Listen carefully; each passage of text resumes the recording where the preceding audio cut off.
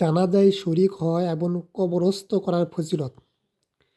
আবু হুরায়রা রাদিয়াল্লাহু আনহু থেকে বর্ণিত, রাসূলুল্লাহ সাল্লাল্লাহু আলাইহি ওয়াসাল্লাম বলেছেন, যে ব্যক্তি জানাজার সালাত পড়ার আগ পর্যন্ত মৃতের সাথে উপস্থিত থাকে তার জন্য ১ কিরাত সওয়াব নির্ধারণ করা হয়ে থাকে। আর যে ব্যক্তি দাফন করা পর্যন্ত উপস্থিত থাকবে তার জন্য ২ কিরাত সওয়াব নির্ধারিত হবে। প্রশ্ন করা হলো, ২ কিরাতের পরিমাণ কতটুকু? তিনি বললেন, ২ পাহাড়ের সমপরিমাণ। হাদিসটি রয়েছে সহিহ বুখারী এবং সহিহ মুসলিমে।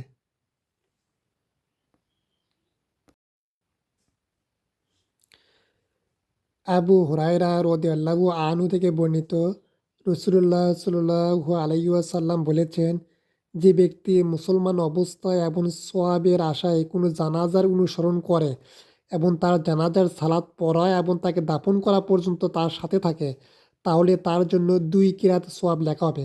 প্রত্যেক কিরাত হবে উহুদ পাহাড়ের সমান। আর যে ব্যক্তি জানাজার সালাত পড়ে মৃতকে দাফন করার পূর্বেই ফিরে আসবে, সে ১ কিরাত সওয়াব নিয়ে ফিরে আসবে।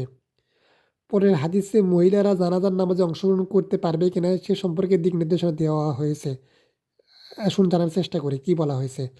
উম্মু আতিয়া রাদিয়াল্লাহু আনহা থেকে বর্ণিত, আমাদেরকে জানাজার পিছনে অনুসরণ করার জন্য নিষেধ করা হয়েছে, কিন্তু এ বিষয়ে অতটা জোর করে নিষেধ করা হয়নি।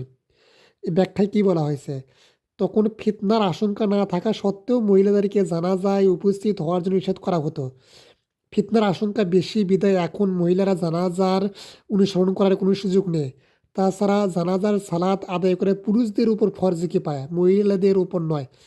সুতরাং মহিলারা জানাজা নামাজে অংশগ্রহণ করতে পারবে না।